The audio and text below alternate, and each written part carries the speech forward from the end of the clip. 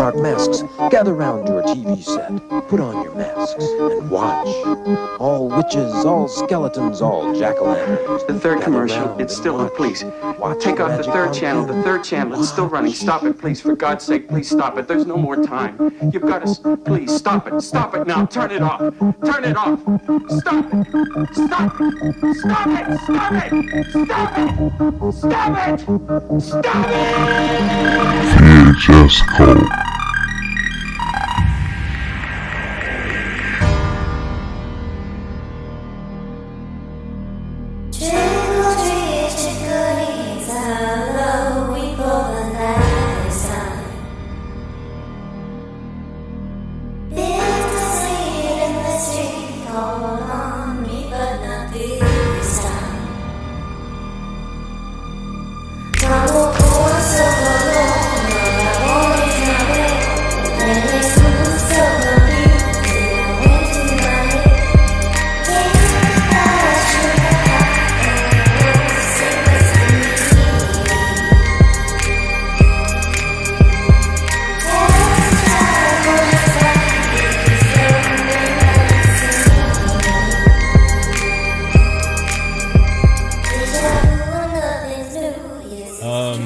Friday night / Saturday morning, I got up at 3 a.m. To watch the Rugby World Cup. Oh yeah, And did you actually do it? I did, and I got to watch New Zealand just beat the brakes off Ireland. I'm pretty sure there's one of the other podcast episodes you were talking about how there's no way Ireland was going to lose. I was being hopeful. Actually, as soon as Japan beat Scotland and Ireland was going to play New Zealand, Yeah, I was like, oh, I'm done. oh man. Yeah, by the half, I was just like, well, I guess I'm just watching it to enjoy how good the All Blacks are. Because I wasn't like super bummed out. It's not like I'm from Ireland, chilling in a pub with like everyone and being like, oh man, well, my national pride. I was just like, United States 11 o'clock in the morning in Ireland. Well, it's like the United States sucks at rugby, so I was like, all right, well, I'm gonna support Ireland. They lost, and I was like, well, I'll just enjoy rugby. In keeping with the tradition of me doing more research about the movie after we watch it and record an episode, Creepshow, there is a Creepshow comic book, and it is just a straight retelling of the movie. I guess that's not too bad. The art's really good. I read it. It's cool. I'd check it out. I'll check it out. I'll check it out. This is a good movie. Yeah, another big thing. Another Italian-American director came out of the woodwork to support Martin Scorsese in his stance. Francis Ford Coppola? In fact, he took it one step further and said they were despicable. Comic book movies are despicable. I don't know if he should be proud of every single one of his filmography either, but... Well, that's the thing is he's not as consistent or as... good? Productive as Martin Scorsese, but it's when Coppola's on, he's great. He's just made a few bad choices. So, yeah, you can't he is Francis Ford Coppola, but it's also like you're not Scorsese exactly. I'm waiting for the George Lucas take on Marvel movies. Oh my god! Well, he's kind of him and Spielberg are the reason Marvel movies exist, in my opinion, because they created blockbuster cinema, Star Wars and Jaws, So their takes will probably be different, especially because they're like buddies with J.J. Abrams and those kind of people. J.J. Abrams just really wants to be Spielberg. Yeah. Maybe that's not fair. I've never met J.J. Abrams, but I've seen Super 8. Yeah, I have. Coppola saying that I feel like it's not gonna be as hard hitting as Scorsese. Because people respect Scorsese. Well, I think a lot of people actually kind of don't know who Coppola is. Really? Yeah, like if you're outside of watching movies a lot and stuff, he hasn't been relevant in 25 years. No, I guess that's true. People are aware of the Godfather series and Apocalypse Now and stuff, but they might not necessarily know that Coppola is the guy that did those, My thing, though, is there's a lot of people that made this argument with Scorsese, and they're doing it now with Coppola, where it's like, all your movies are just gangster, violent trash. And it's like, well, no, there's a lot more nuance to their gangster movies, and that's not all they made. Yeah, I know. Francis Ford Coppola made Dracula. In addition to that, it's not a very good argument in favor of the comic book movies because they You're solve all their problems. You're literally not arguing against them. You're just... Because they solve all their problems with violence too, don't they? And in fact, the Marvel movies... Now, did they solve one of their problems by time travel? Yeah, Marvel movies have recently become military propaganda. I don't know. That seems a little far. They're not like rah U.S. government army all the time, but I mean they are in Captain it's not like Marvel, fucking right? Top Gun. That's true. That was the first movie that the U.S. military like actively helped produce because they wanted to get people back in the Air Force. After the Vietnam War, because right? everyone was like, "Well, we don't like military now," and it worked, I guess, because now people are like, I love Tom Cruise. Support our troops at all costs, I guess. I don't know. But yeah, I just don't think that's a very good argument to make because the Marvel movies have their Imperial vigilante police are also people of color and women, so that makes it better. Goodfellas is critical of the gangster lifestyle. You know what I mean? It's like not a good argument at all because the things you're bringing up are rampant in comic book movies too. It's just they just have like neoliberal like set dressing on it, you know. So whatever. Movies are always gonna be violent. Violence is cool in movies. I don't give a fuck. It's not always cool. Sometimes it's just boring. And I guess my problem too, my own personal problem is like I don't really have a problem with criminals or gangsters and stuff, and like crime is beautiful. And I'll watch people that operate outside the mainstream. I feel like stuff, I don't know. so. It just seems like it's such a silly argument. Like the Marvel movies are better because their moral compass is better. But like, whatever. what? Fuck Yeah. that. I was thinking like, let's talk about Season of the Witch.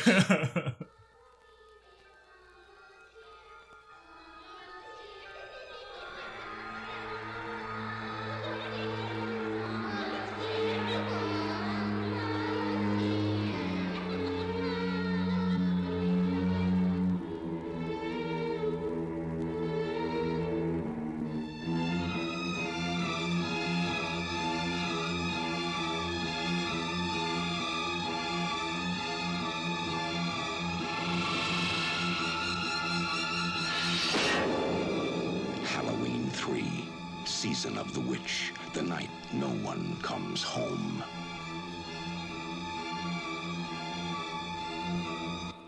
You don't really know much about Halloween. Halloween, the barriers will be down between the real and the unreal. And the dead might be looking in. The world's going to change tonight, Doctor. Happy Halloween. Stop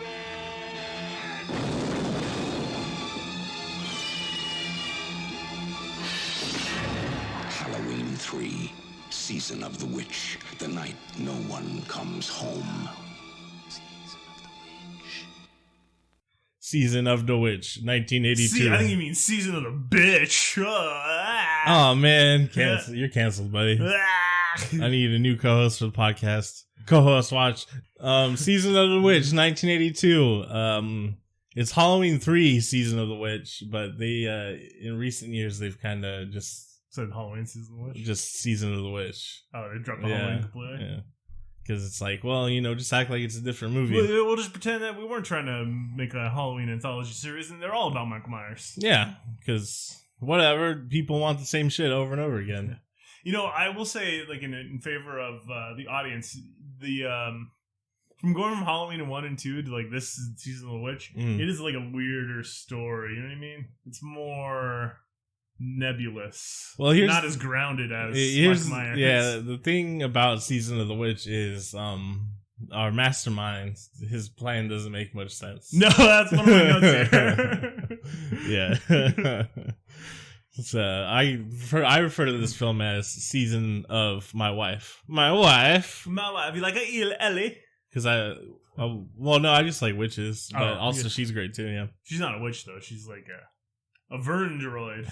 I don't know. I support whatever that Irishman's plan was. He was gonna do magic on everybody or something. I don't know. It was cool. He was talking about Samhain in it. Yeah, I would, like my thing. Like, there's a lot of good stuff here, but I would cut out the weird Halloween mask, electronic, turn people's heads into. Yeah, it should bugs. just be like a worldwide ritual or something. Yeah, I was like, I was just thinking like people were like a cult was snatching kids and they're gonna kill them on Halloween. You know what I mean? Yeah, it's something simpler.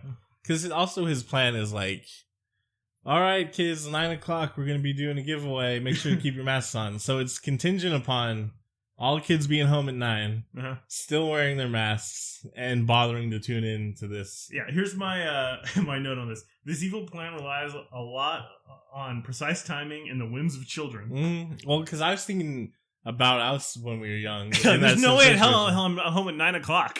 Well, yeah, first of all, probably not home at 9 o'clock, and definitely not still gonna be wearing sweaty ass rubber mask in the house to like watch TV, no matter how cool a mask was. And then fucking, I'm not gonna watch even as like a 5 to 10-year-old, I'm not gonna watch some fucking commercial essentially when I could be watching like The Godzilla marathon. yeah, or some shit. something that I was actually interested in. So we would have been perfectly safe. And I feel like most kids would have been. There's so many requirements to get to the point for this plan to work. He's just like, I don't understand, kids. Yeah, so season of my wife. Kids all over America want silver shamrock masks for Halloween. Dr. Daniel Cialis. Dr. Cialis. I tried Cialis. Now my erections are 10 times more powerful. He seeks to uncover a plot by Silver Shamrock owner Connell Cochran. Bum bum bum. I'm surprised his name wasn't Irish McIrish. Yeah. I like when they go to the little town and it's like, yeah, I'm predominantly Irish. And see, here's Rafferty's gas station, the Dublin Inn. I don't know if you want me to go through my bullet points. The Rose of Shannon. Save them, but I got another one about that. Oh yeah, we go over your bullet points right. first. We'll get through that real quick. We do? All right. The first one, Thrill Me. Yeah. Oh yeah, Tom Atkins stars, so he's back. The title sequence goes on too long. But everybody prepare yourself because I got a little Irish accents prepared for this. Okay. I also feel racially attacked by this setting. Irish is not race, it's ethnicity. Cochran's just the best. You know what I mean? He played 18 holes of golf, 17 shots. He's like glorious leader. Right. Too drunk to keep his head on straight. That was my pun for when the drunk guy gets his head popped off. Hello, doctor. Let's do awkward sex. Now it's time for the exposition tour. We have Dr. Mustache and the Clockwork Golems. This evil plan relies on a lot of precise timing and the whims of children. And Ellie Droid. She got some ass. ass. That was her stunt double. Oh man, her stunt double's got some ass. Yeah, so they built a little platform, so the stunt double's laying down with her head stuck into the platform, and then obviously the actress, she just has her head poking out of another part, which is, that's a good practical effect. It looks good and it's easy to do. After Michael Myers died at the end of Halloween 2, the plan by John Carpenter was to make a new Halloween movie each year, each telling a different Halloween-related story. The fact of the matter is, he actually didn't want to make Halloween 2 either, and didn't want to have Michael Myers in it, but it was a lot of studio pressure, and so they went ahead and did it. He's got to get that quiche. He wanted his career to keep going. Well, yeah, he went from there to just go make everything he ever wanted to, right. So I guess it worked out. Obviously, because of how shitty this movie did, like, it straight up came out for like a week and got pulled out of the theaters. I mean, it's not. I got a lot of complaints about this movie, to be honest. I actually think it's a good movie. It just, I think a lot of the reason it flops so badly is probably poor marketing, and then just the kind of film illiteracy that probably existed around the time, because people immediately assumed because it was Halloween 3, then it's just going to be Michael Myers and blah, blah, blah. But you had to have seen a trailer and known it wasn't. Yeah, they're probably surprised or shocked. Like, well, when's this Michael Myers going to show up? Yeah. But I guess that's neither here nor there. It's kind of got its own resurgence now where people appreciate it for its own film. It is. My only complaint really is just like Cochran's evil plan doesn't make much sense. I don't really know what it's supposed to do. But if you just ignore any of the plot details, it's like a really good John Carpenter-esque movie. You know what I mean? There's lots of cool practical effects. It's shot really well. The music's really good. It's got like this. But I mean, like, story and plot-wise, it's just not.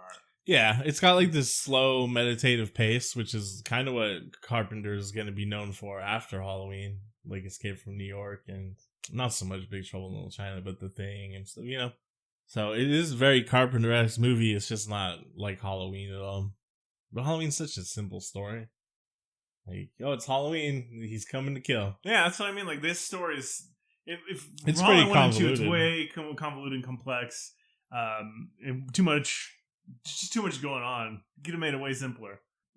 production of this film, it's basically a returning cast of John Carpenter players.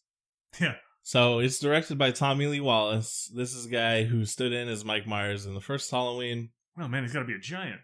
Yeah, he's pretty big. He did voiceover work in The Fog. He's editor and production designer for Halloween in The Fog. Second unit director for Big Trouble in Little China. Sound effects and soundtrack for Assault on Precinct 13. Jesus. He's basically Carpenter's like buddy that helps him make movies, you know? And that's the same thing. This film is produced by Deborah Hill. She also basically brought in the entire crew from Halloween 2 and like, hey, let's just make another one. Deborah Hill is famous for being the co-writer of Halloween, The Fog, and Halloween 2 with Carpenter.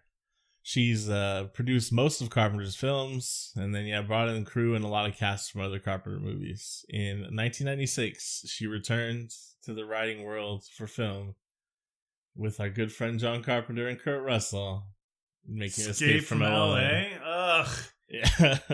She's also directed some TV and stuff too. I've never been more disappointed in Three People than I am right now. Like I said, it's got pretty much the same returning crew for at least Halloween 2. A lot of people that were also working on Halloween. It is just John Carpenter's friends that he trusts that are making it. Because John Carpenter is similar to John Waters and maybe the Coen brothers too, where they basically work with the same people over and over again. Mm-hmm. The sole writing credit goes to Tommy Lee Wallace. But that's actually kind of inaccurate. The original script was written by a man named Nigel, who I don't know. He wrote like TV, like sci-fi TV stuff. Nigel Keeney, watching Halloween 3, where's my credit? Yeah. Well, he actually wanted his name taken off of this. Oh, I was garbage. I hated it. I only did it for the money. Strip it. Yeah, because the original script was then like punched up by John Carpenter himself. And then I don't like these punches. And then Tommy Lee Wallace went over it again after Carpenter, and that's what they shot. Wow. And I wonder what the original script is like. I wonder if Cochrane's plan makes any more sense. So let's put a part in where the doctor he sucks on a titty. Yeah. Well, they put a lot of work into making it thematically tied to Halloween and simplify the story so it would have like the masks and stuff in it. Mm-hmm. So the original screenplay was probably quite a bit different. Originally though, does Nigel at least get like a story by credit or something? No, because he doesn't want any credit for it at all. And then John Carpenter's like, I don't care, you can just get it. Originally, Carpenter says that they were gonna have Joe Dante direct it. He would have been coming hot off of this to Gremlins. Oh, maybe they wouldn't have let him make Gremlins. Oh my god! He direct this movie. That's interesting to think about.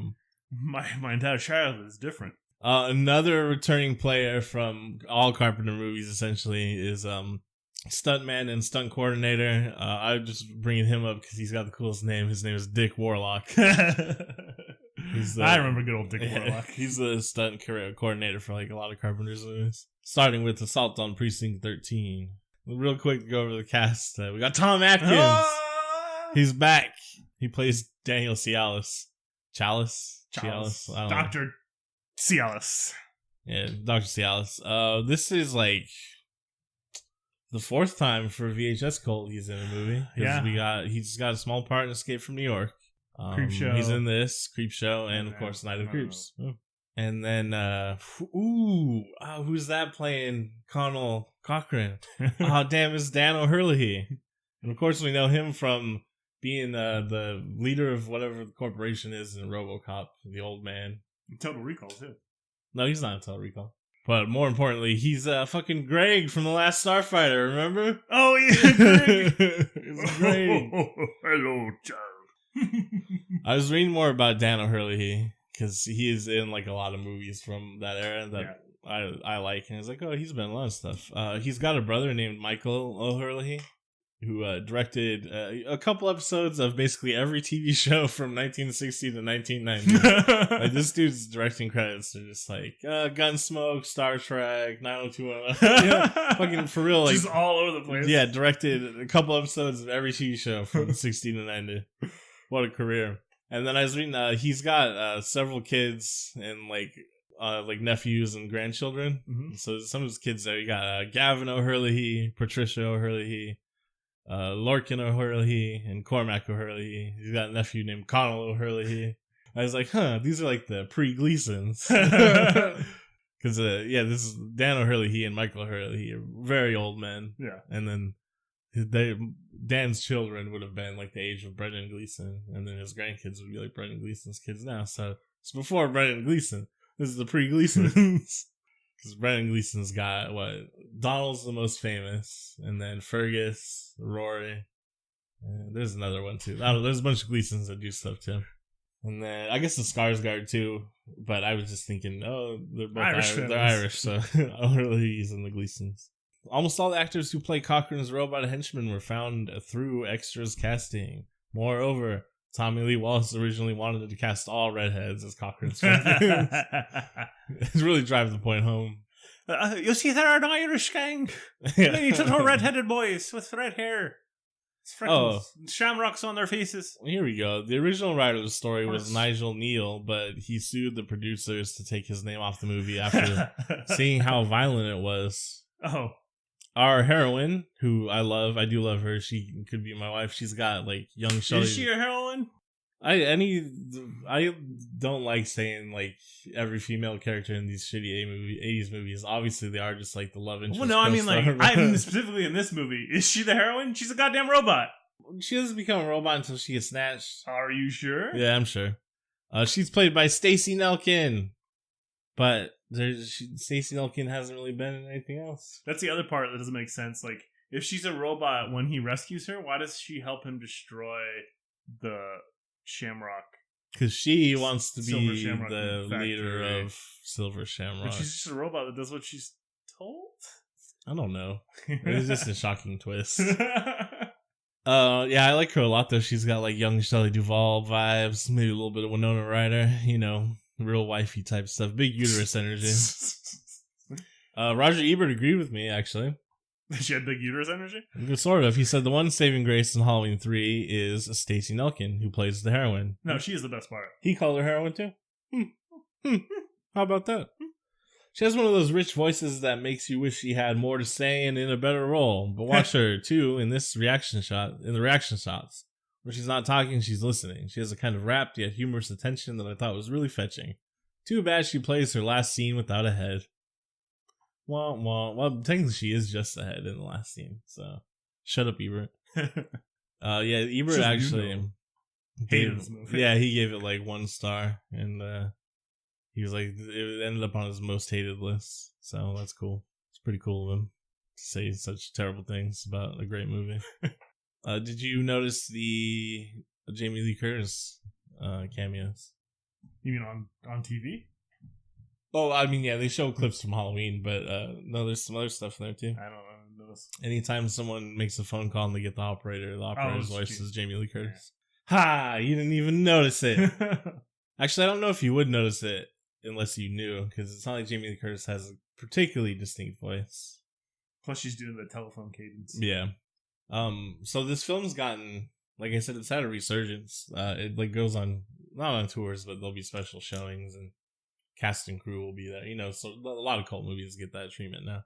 At one of these screenings, the director, Tommy Lee Wallace, was asked by the moderator to explain, as the sole credited screenwriter, the connection between Stonehenge, Ireland, robots, and laser beams that both melt flesh and conjure bugs and snakes from a human body. Thank you.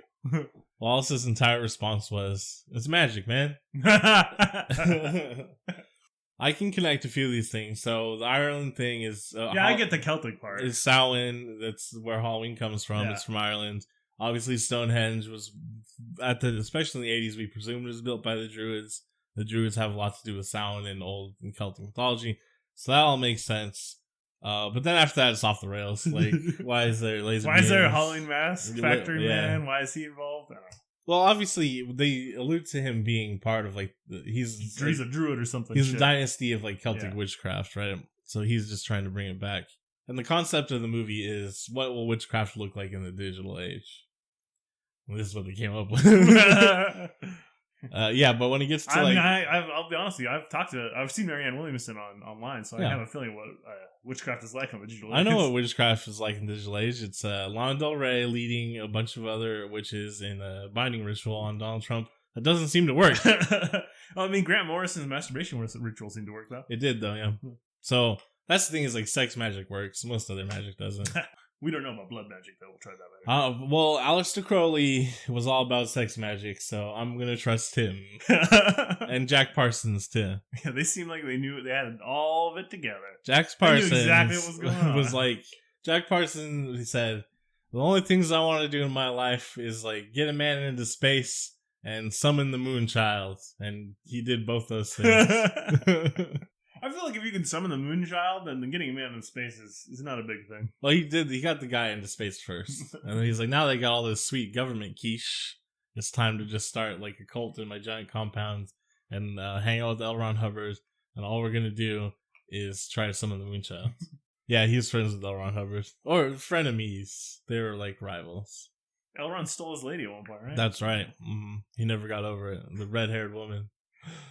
Moonchild. She was needed for the Moonchild ritual. You guys at home, I've been rolling my eyes constantly for the last 30 seconds. Yeah, Sean doesn't believe in anything. He doesn't believe in having a good time. I believe having a good time. I just don't think that Aleister Crowley ever had a good time. Aleister Crowley had nothing but good times. His fucking idea of magic was the most Byzantine bureaucratic bullshit I've ever seen. Yeah, but that's not how he actually lived his life. That's just how he sold books. It's fucking boring. He's boring. No, he can fit an entire bird cage up his ass. He could not. He could. And that's magic, man. His hips aren't wide enough. It's bullshit. He could do it. It was like a magic trick. Let me pull a bird cage out of your ass. Jack Parsons actually sent a letter to Crowley when him and L. Ron were working on the Moonchild. Crowley's like, go fuck yourself. Yeah, I know. Crowley was basically just like, these fucking idiots. But then he got L. Ron Hubbard's recipe for tomato soup. Ketchup and water. Ketchup and hot water. Ebert doesn't like it. He doesn't like a lot of things. No one really liked it when it came out, to be honest. I don't like it now. I don't care what anybody says. Oh, really? I mean, it's fine. It's like a fun movie. Yeah. Honestly, like a lot of the Halloween movies aren't good. I don't think I've seen... I definitely have not seen the third one since I was a kid. I don't think I've seen any of them but Halloween 1 or 2 more than twice. Well, the only ones I like are Halloween and Season of the Witch. Yeah. Halloween 2 is useless. After Season of the Witch, I like Halloween 2 because I remember being really, really scared of it as a kid, but it's just nostalgia, I think. Yeah, because I do remember being scared of it as a kid too, because being trapped in the like hospital confined space with Michael Myers was kind of spooky, but it's just like not as good as the first one. Yeah, I mean it's really just the first one again. Yeah, and the second one is where they introduce that she's related to Mike Myers or something like that, I think too, which is all dumb stuff. But I was thinking at the end of the second one, this is another thing on the audience why I don't know. So at the end of the second one, Michael Myers gets blowed up. And you would assume he's dead, especially the 1982 audience, because like at this point, there's not like a Jason hasn't come back from hell. The cliche of serial killer slasher coming back from the dead is Halloween 4. Like that concept didn't really exist until Halloween 4. So the fact that this takes place before that, you'd think people would be like, oh, well, why would Michael Myers be in this? I know he gets shot at the end of the first one and disappears, but yeah, you can get shot and be fine. Well, sort of. depends where you get shot, I guess. You can get shot and live. Yeah. Yeah, so I think that's on the audience too. I think a lot of...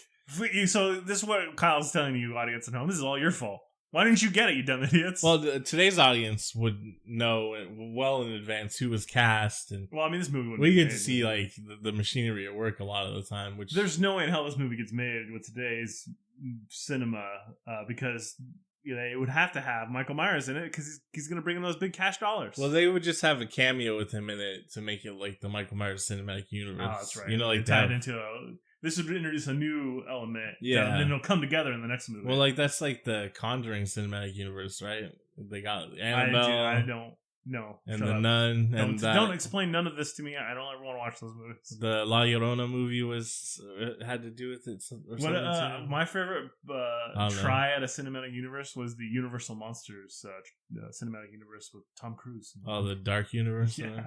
And they made that Mummy movie and that was it, right? Yeah, I think they made 2. Didn't they make 2?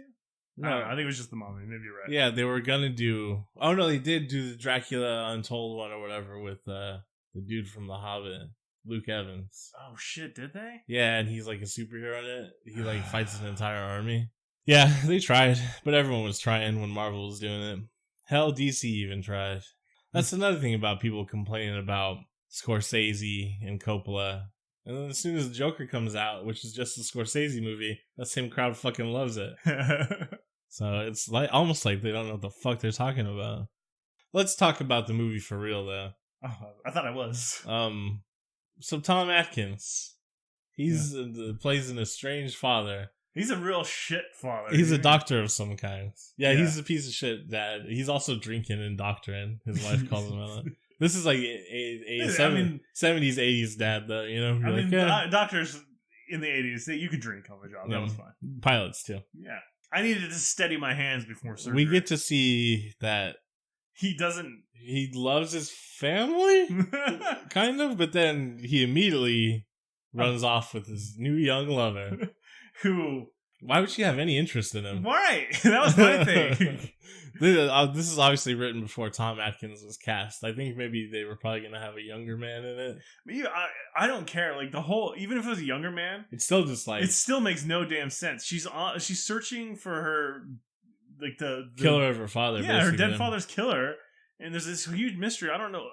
And the first night they're in this spooky town, she's like, "Well, you can just spend the night in this room with me, and we'll have all kinds of weird, awkward sex." I mean, the high intensity of the situation might get you going, get you horned up.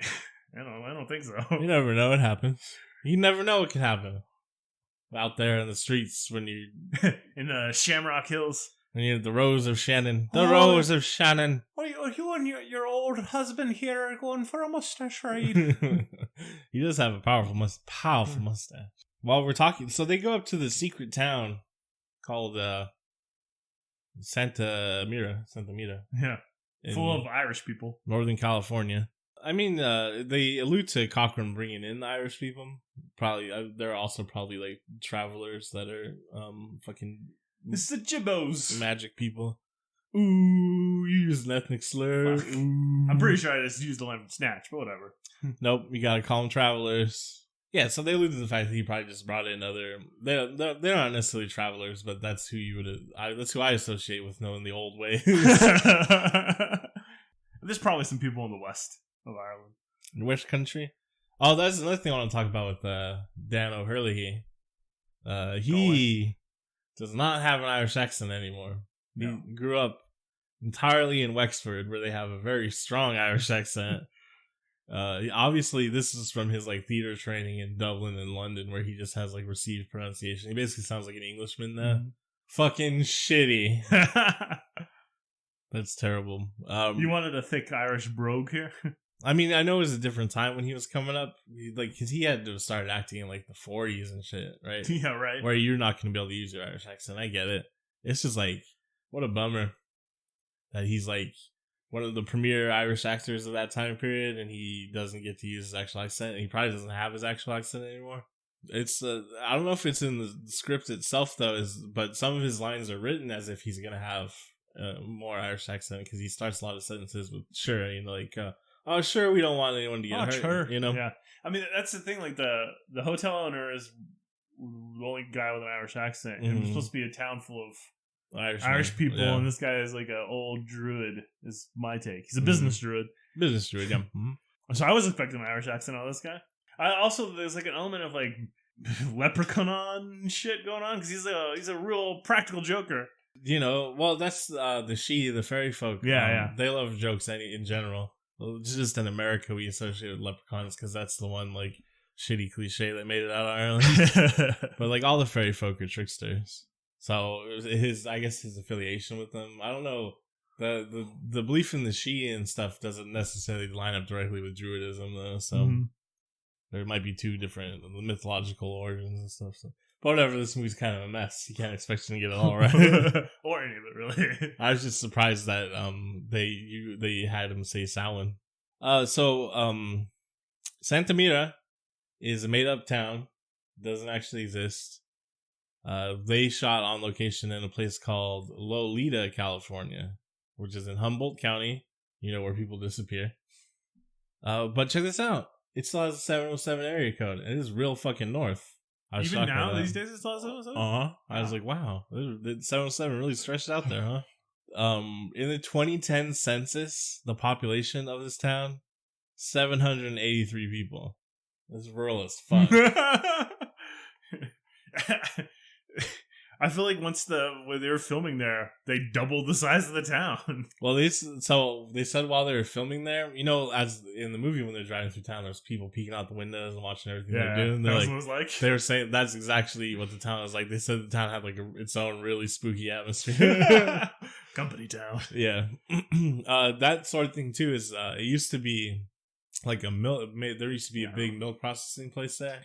But like closed down in the 70s or something. That's actually where his factory, all the factory stuff is filmed at, is at that milk processing plant. So yeah, it's like, I guess it's probably more kind of a dead town, which is a bummer. Yeah, now you made me sad. Mm-hmm. I was going to make fun of these people. Well, let's mix it up and talk about Santa Mira, the fictional town. All right. Santa Mira, California is the name of a fictional California town in the following science fiction or horror works. So Santa Mira exists in tons of different... is it Halloween's first and everybody else is just doing homage? Nope. Invasion of the Body Snatchers, John Carpenter's doing an 1956. homage. Yes. And then Halloween 3, Season of the Witch. And then it shows up in Phantoms, the TV show Airwolf, Memoirs of an Invisible Man, A Friend to Die For, First Frontier, The Dark Tower 7, The Dark Tower, Stephen King's novel, he alludes to it. Ben 10 Alien Force. Ben 10? Yep. Scream of the Banshee. And then it's in Sharknado 2, 3, and 4. I mean, so honestly not like an illustrious career, but... It's got a couple good ones in there. I mean, Invasion of the Body Snatchers to Halloween to The Dark Tower. That's the part that I was thinking Sharknado 3. Whatever Scream of the Banshee is, a 2012 TV movie. I don't know what that is, but I want to watch a movie about banshees. I feel like it's never been done justice, like the mythology of the banshee. But I feel like if they made it now, it would be just like the La Llorona movie, where it's like, this just fucking sucks. Because I think I said before, like, La Llorona, like and what's the interesting thing about it is like I like it just because like it's an oral tradition. Yeah. Like the scariest story I ever heard was like one night a girl I was seeing at the time was telling me like stories from her like family in El Salvador about La Llorona, and I was like, oh, this is spooky, but you can't really translate that to a movie. And I feel like the same thing with banshees, right? It's like, oh, banshee's coming to get grandpa. You know what I mean? What is it? Because there has to be like a larger, like what is the motivation of the banshee? But it's really their job is just to come take members of certain families when they die. So you can't really make a movie about that unless there's just vignettes of banshees coming to get you. I'm pretty sure that Are You Afraid of the Dark has the greatest representation of a banshee ever. Oh, really? You don't remember that episode? I don't think so. Yeah, that's good. There's that banshee episode. I think it's Are You Afraid of the Dark. I try to avoid referencing other podcasts to act like we exist in a bubble and we're the only podcast. I don't know if there is other podcast, but go ahead. Well, there's one called The Adventure Zone with the McElroy brothers. I'm not familiar. After they did Dungeons and Dragons, they started another campaign that I didn't really listen to, but I remember when they were testing it out. It was like a paranormal Western kind of thing. But it was kind of boring to me, even though it seems like those things should line up, and I'd be like, oh, hell yeah. But no. But they had a character in it named Banshee, or named The Banshee. And there's tons of people on the internet, they're like, banshees are a real thing? I don't know about banshees until I listened to this podcast. And I was like, is it like not a common thing? Shit. I thought like everyone knew about banshees, right? I mean, I know about banshees, but maybe it's just because of our last name. Yeah. Well, because... I mean, even like the phrase, like, "Oh, how like a banshee? You damn kids are out here screaming like banshees." They probably just don't know what banshee is. Oh, another cool thing about Banshee is he's Black Tom's brother. Yeah, Sean Cassidy and Black Tom Cassidy from the X-Men. But the actual word Banshee is just woman fairy.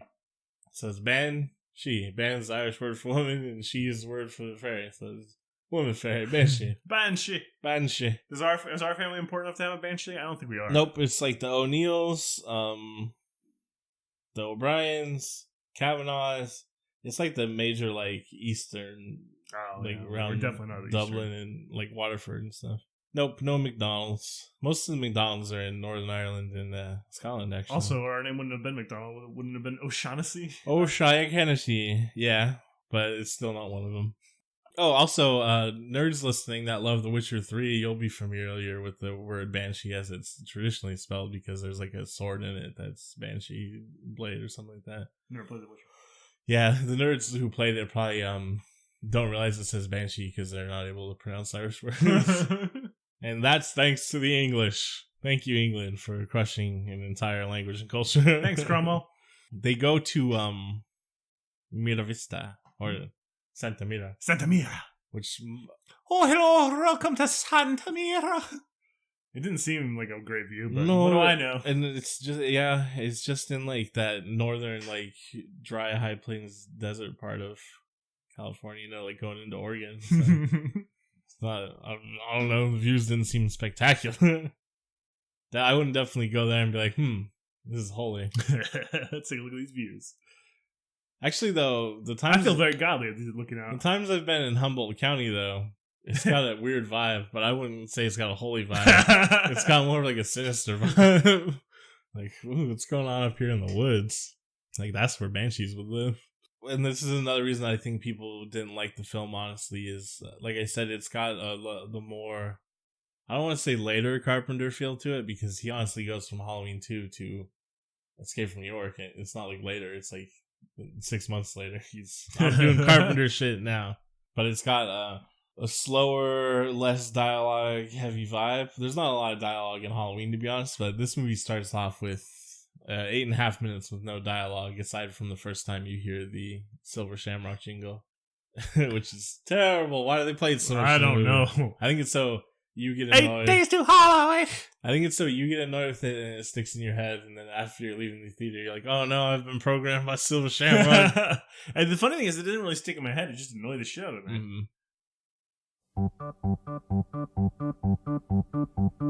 Happy, happy Halloween, Halloween, Halloween. Happy, happy Halloween, Silver Shamrock.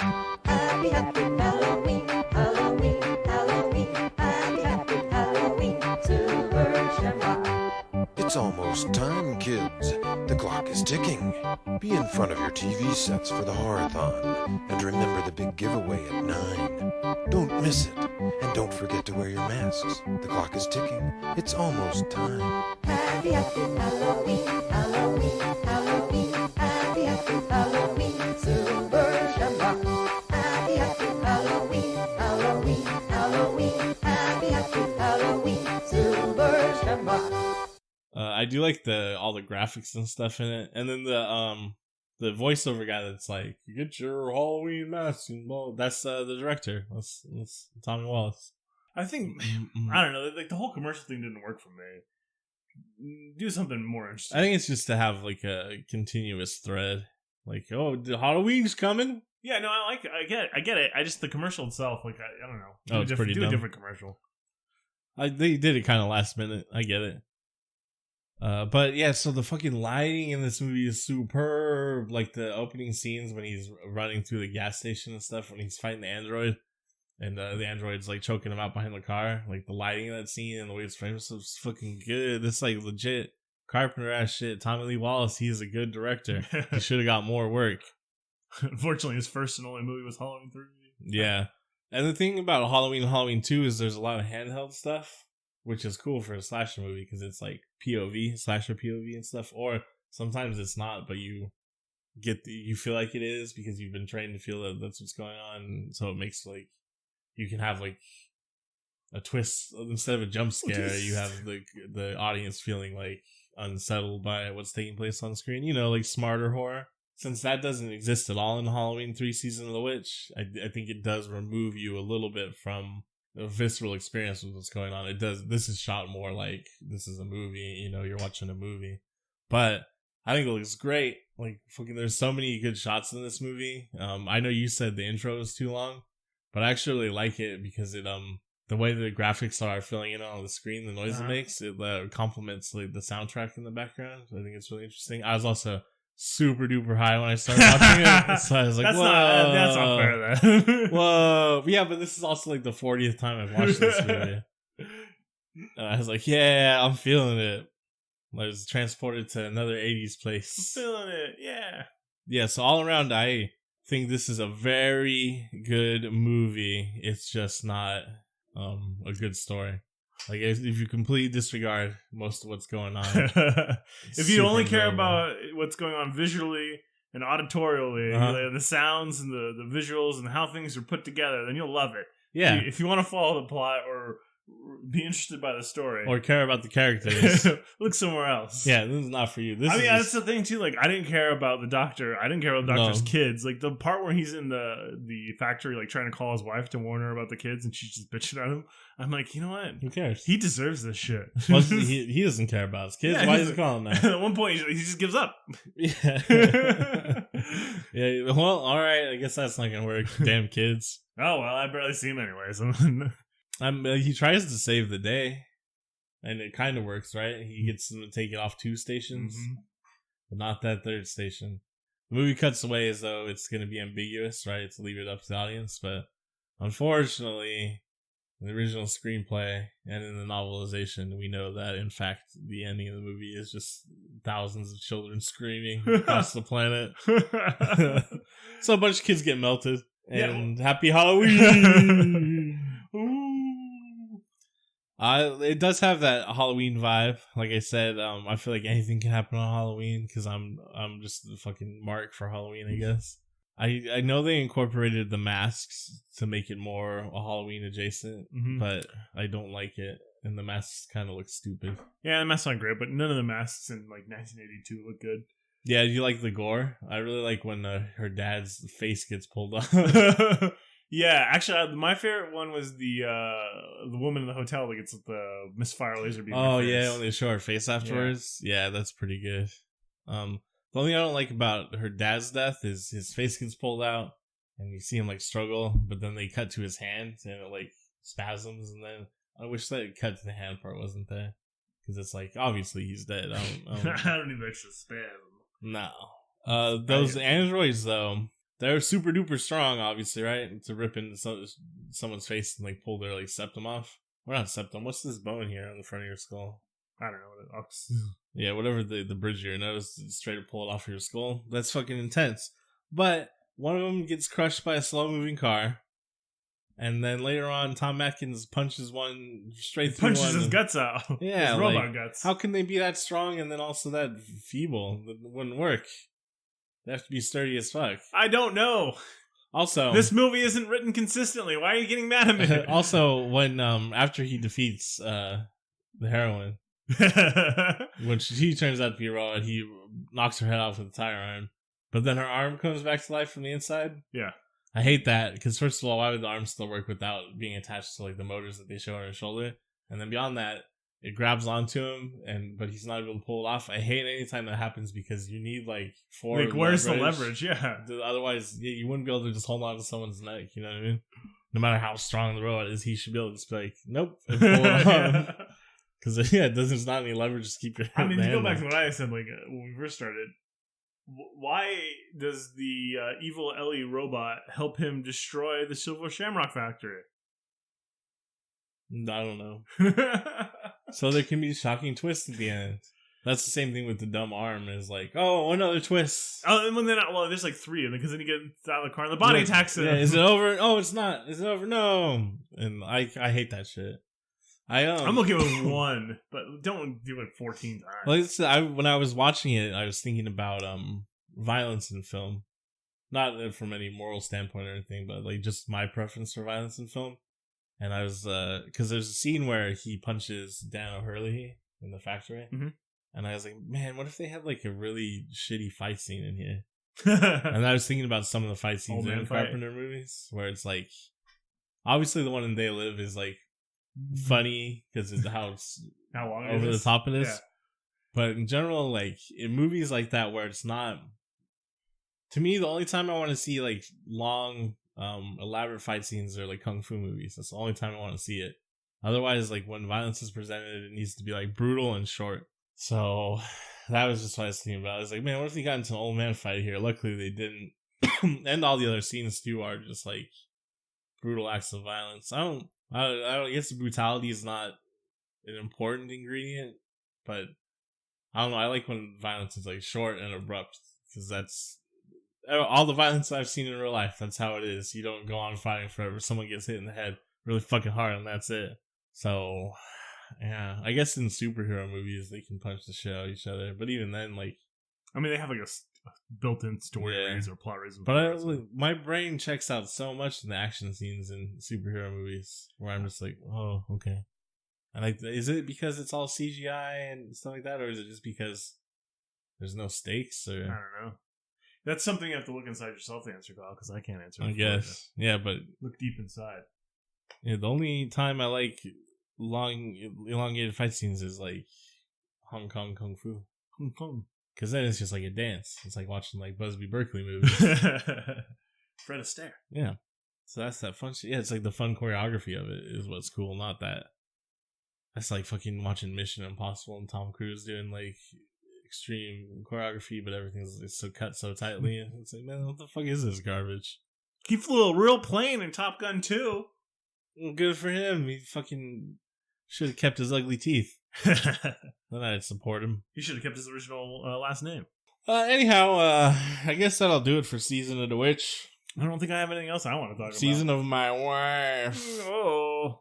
I mean, watch it. Like, it's good. It's good for Halloween. It's got good Halloween vibes. Just, it's not a horror movie, to be honest. It's violent, but it's like not, you know what I mean? Yeah. It's like, what genre of horror would it fall into? I don't know. It's just kind of like a crime thriller almost, or fantasy thriller or something. So there's gruesome death and the looming threat of children being hurt on Halloween. On but Halloween. It's like more of a sci-fi. It's more like mysticism. more like a John Carpenter's other movies than anything like Halloween. I don't know. Maybe that's why I like it. I am just fucking big John Carpenter stan. Like everything he does, I'm like, yeah, you got it. You got this, John Carpenter. Never made a bad movie. Well, he made Escape from LA, so he surfs in the LA River, man. It's awesome. He plays basketball. Yeah, he makes like a half court shot. It's dope. It's Kurt Russell. I don't care. Go for it. I don't know why they made that movie and why it was so bad. Bruce Campbell plays the Surgeon General of LA.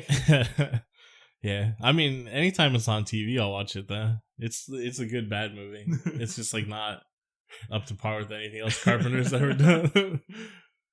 And that's why we'll probably be watching The Thing soon. But The Thing is not a Halloween movie to me. The Thing is like fucking, I'm tired of winter and everything's terrible. Like the dark days of like the Drakes of December. It's basically when the next episode comes out, it will be basically Halloween. So it will be our Halloween spooktacular. Halloween, the penultimate. Actually, this is the ultimate. This one is the This is the penultimate. Next one will be ultimate. And we will be watching, in sort of in the vein, I figured, in the vein of Return of the Living Dead being kind of like a punk rock horror movie. Scared. We're going to do something very similar. And we're going to watch Night of the Demons. Okay. And it also has Linnea Quigley in it from Return of the Living Dead. Trash is in Night of the Demons as well. And there's nudity. I'm shocked. From Linnea Quigley, if you can believe it. If you can believe it. Think about death. I'm thinking about death right now. I'm going to take my boobies out. Think about death. Shut up, man. That's my wife. I don't think so. I wish. She's too old for you. Yeah, that just means she's more powerful. I don't think people are like wine. Powerful. She's gotten more powerful with age. More powerful. I'll be honest. As I've gotten older, I feel like I have not gotten more powerful. I feel like I've grown more weak and decrepit. Oh, really? I'm like the strongest I've ever been in my entire life. Yeah, that's update to date watch too. I'm the strongest I've ever been. Who wants to get bench press? You have to use that line like every episode. Yeah, that's really all I got going for me. Is that like a bench press shit? I'm like strong and tall. I mean, judging by how easily the doctor got Ellie in this movie, I can't imagine it's that hard to get ladies. It's not. No, it's not. You just gotta show up, be like, yeah, I'll help you investigate your father's murder, and then they'll throw themselves at you. You gotta first. You gotta be drinking alone at a bar where you're the only patron, and she'll come in and be like, "What did my father say before he died?" And you're like, "Oh, he said I really tell Ellie I love her." She's like, "That's some stupid bullshit. Get out of my face, you cracker ass man." And then he proceeds to freak out on her. He's like, "He said they're all gonna kill us. And then he's killed by a businessman. I don't know what's going on. Hold me. Hold me. Hold me. And then she was impressed by his vulnerability. She's like, do you want to get your own room, doctor? Where do you want to sleep, doctor? Yeah, that's like, well, that would be pretty suspicious. It's, well, they're monitoring the whole town, so your ruse isn't going to work anyway. Yeah. I guess that's like also my least favorite part of the movie. There's no reason for there to be the romantic nature of their relationship. Yeah, it's just like, we need to have sex in here. Have you ever seen a movie before? There's always romance in a movie. Just like the original romance Halloween. In the movie. Hey, this relationship has no payoff at all. Wait. Well, fuck it. We're done watching it. You don't ever have to watch it again if you don't want to. No, I'm going to. But you have to watch Night of the Demons. Yeah. Night of the Demons. I'm just going to pretend I watched it and complain about it. Oh, man. It'd be pretty easy to get away with. If you watch the trailer, you basically have a pretty good idea what it is. Yeah, Night of the Demons is next. Thank you for tuning in to the VHS Cult. No, don't thank you. Hey, I'm here to make you question not only your beliefs, but my beliefs, and really the entire nature of belief itself. Join the cult. Go fuck yourself. Well, you catch more flies with honey. So thank you for tuning in on your AM radios. Find us on the airwaves. Nah. Fuck what you believe. The only thing you believe in is the cult, man. Fucking Colt Russell. Call me Colt Russell, goddammit.